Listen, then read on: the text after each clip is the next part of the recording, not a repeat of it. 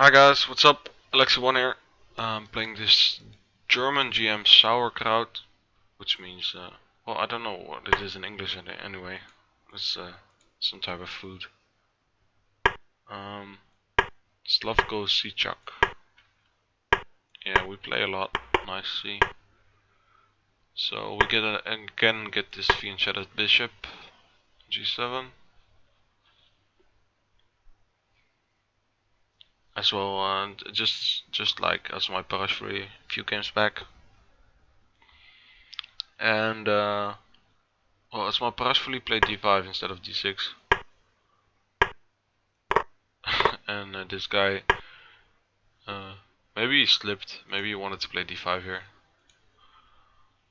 Or he just changed his mind, which is also possible. Yeah, let's castle.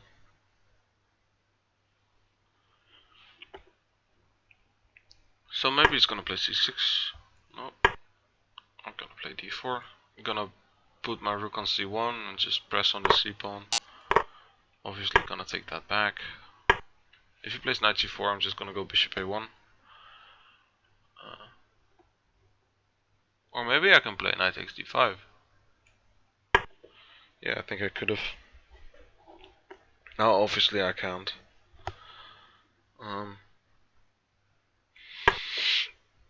Let's play bishop e2 and put my other bishop to good use. As I played d4, my bishop is a bit blocked on b2, but you can always go to a3, just like I just did. So now I want this rook to be here, which is a shame. Maybe I'll play rook c2. In that case, I can play rook b1, but I can also play rook f1. Just gonna play a3 just to be sure. This knight is doing very little, so I'm thinking of a way to get this active. Not really finding. Oh wait, this is an idea. I'm gonna go to a2, c1, d3, and c5. Let's make sure I don't step into anything. If he plays queen b4, I'm just gonna take and play e5, a5. Okay, maybe I should have thought about it some more. So this knight is coming to c3. Huh. Yeah. Let me see. I can play a6. I can play f3 as well. I can play a lot of things. Huh. Okay, so I'm gonna play bishop d3. Trying to get my knight to e2 and yeah, just hold things together. But because if he takes on b5, I can take and play rook b1, winning this b4 pawn back. And if he plays b3, I have rook takes c3. If I play a6 here, I can take. So now I can take there. Yeah, I'm not too happy here, but I'm gonna take on c3 next. And he has to choose how to recapture. If he goes knight takes, I have rook b2. And if he would have gone b takes, I would have gone rook. No, I would have gone bishop takes b5. So he's still a bit better here. But so if I wanted to go rook c1, but knight a2 just gives him an exchange. And to be fair, his knight is actually not very active on c3. Yeah, he had to go rook c7 because otherwise I would have, well, I would have gotten this pawn out of the board. So.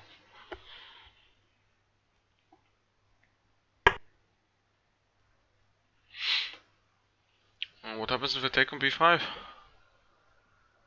Probably just rook b7, rook b. Well, no. Say take rook somewhere, rook b3. Ah, knight a2 maybe. That's nasty.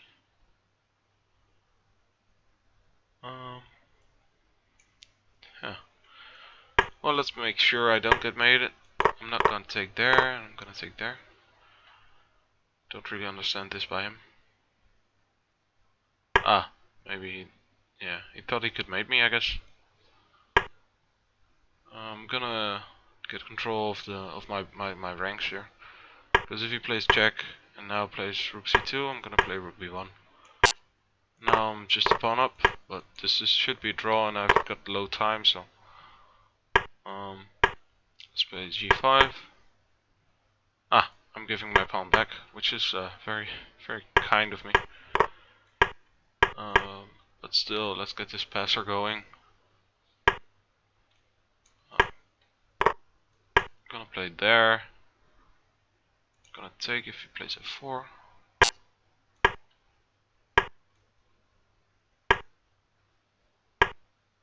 Should really watch out here. Let's see. No, I'll play that. f4 is a problem. Fuck me. Oh, Jesus. I mucked this up.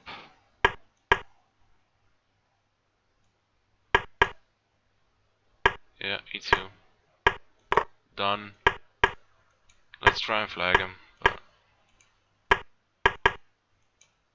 don't see it happening. Let's check, just for the fun of it. Ha! I even won. Because he forfeited on time here. Okay, well, this is a bad ending, but let's have a look at this. So, yeah, before, we've had this before, versus Asmai Parafsodi, which was recorded the same day as this. So, knight f3, bishop e2, knight bd7, rook e8, yeah, okay, d4 I guess, which is fine. During the game I was saying this rook should go to c1, but maybe this rook should go to c1 actually.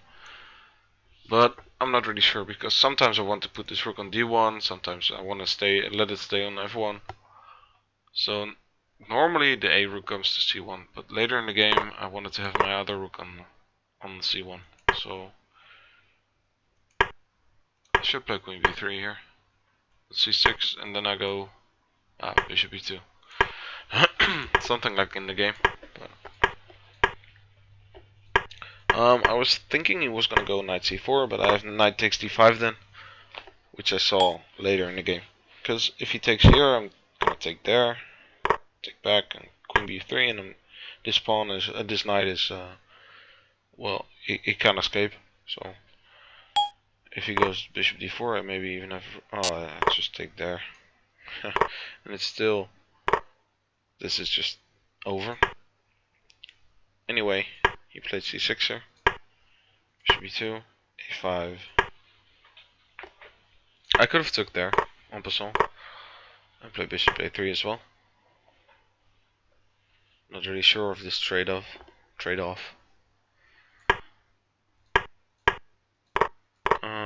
Yeah, bishop c5 is another move here. It just weakens the c pawn too much for it to be feasible. So taking there is fine. And yeah, the engine suggested knight b1, which is something similar as to what I did, because this knight is just not doing as much on c3 anymore. So I tried to move my knight there, but knight b1 is also an idea, just to get it there, I guess. But knight e4 maybe. Okay, the hidden point was this. But black has some counterplay with knight c4. So it's actually, I think rook c2 is fine. I like the idea of it. Yeah, knight e4, knight c1. And this queen b4. I missed this knight a4. Which is actually very annoying, because this knight is just going to c3. Yeah, there are a lot of problems. I could take there, but I thought this b pawn would become way too strong. But the engine just suggests to take it and play rook a1. c3 probably. The engine wants to play this, but I'm not convinced here. I've got a good a pawn here, but I'm down a piece. Whoa, piece against 2 pawns with a good a pawn is probably enough. Anyway, so I played knight e2 here. Knight a2 was probably better. Forgot about this. Because I wanted to play knight a2 in this position as well, obviously, but b3 just wins. But after this, if he plays b3, I can take there. If this, so knight a2 is probably much better because I'm attacking b4 as well. And after knight e2, I wasn't. So I can take here immediately. If he takes there, I have rook a1 even. Just defending everything. Engines are so strong in these types of positions where it seems like black has a threat, a major threat of this b pawn, but the engines just, yeah, calculate everything and it's all fine. So I played knight takes. If you played b takes, I have bishop takes b5, obviously. So I was quite happy to get this pawn off the board, but I was still thinking I was worse here. Yeah, I played this, and then he played rook c8, yeah?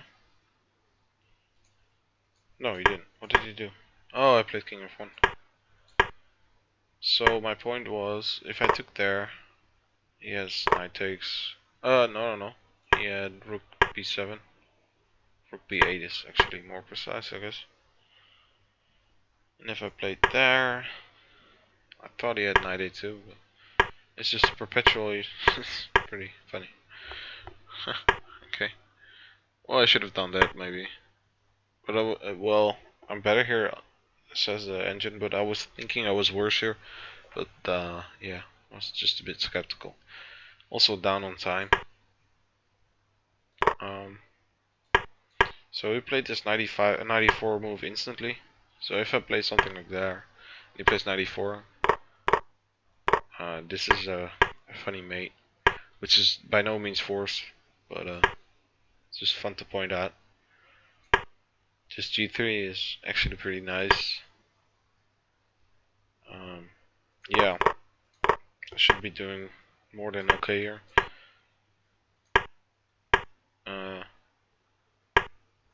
The engine seems to think I've got issues here. Yeah, it's just a draw now. So he had a draw here. I should have played rook e5 here, he says. And if I go rook b2, just take and have rook f4. Defend against everything. So rook b3. And rook c2. So I wanted to change one rook to make life easier.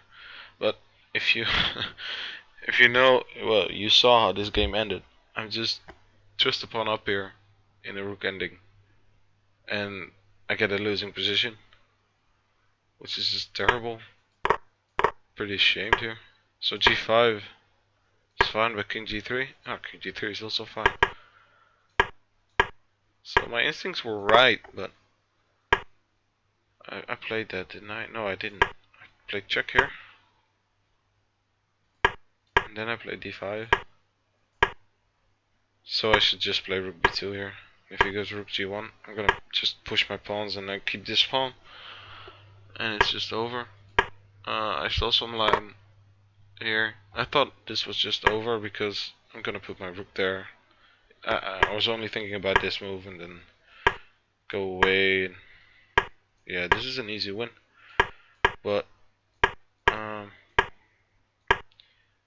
because my king went away from the center, I've got some problems here. Well, I don't have problems, but this is immediately, as you can see here from the evaluation, it's like plus. It went to +9, yeah, and then it goes to +1, which means it's a draw here, I guess. And still a draw. Still a draw. Wow. Now it's not a draw anymore. So the point is King e4.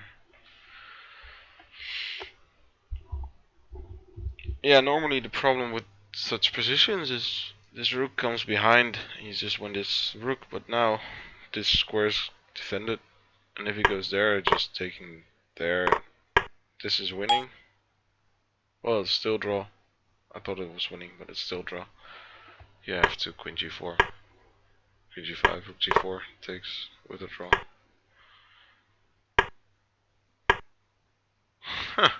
That's a nice little move. So if I take with the king, it's the c pawn and it's a draw. Check, can you go there? Oh, that's pretty fun. Rook e4 is such a nice move. Well, in any case, I totally blew it, and I played king e4, which just loses on the spot. Luckily for me, it was a bit faster. As you can see here, I'm down in time as well. But yeah, moves like that just gain so much time. Just annoying little checks like rook f4, rook f3 here, and rook f3 again, rook d3. They're just so annoying. You have to, when you're trying to win such a time scramble position, you just have to watch out for, yeah, such desperados, I guess. But they're not really desperados, but yeah, it's just hard because you try to predict what your opponent is gonna do, but yeah, try to be yeah, just unpredictable, I guess. Which is what I try in at these kinds of time scramble positions. Well, anyway, it was a fun game. Lucky to come to win this. Come back from such a terrible position, and then just blowing this position, but still got the flag. It's actually pretty embarrassing, but yeah, a win is a win, I guess. Anyway, thank you guys for watching. Bye bye.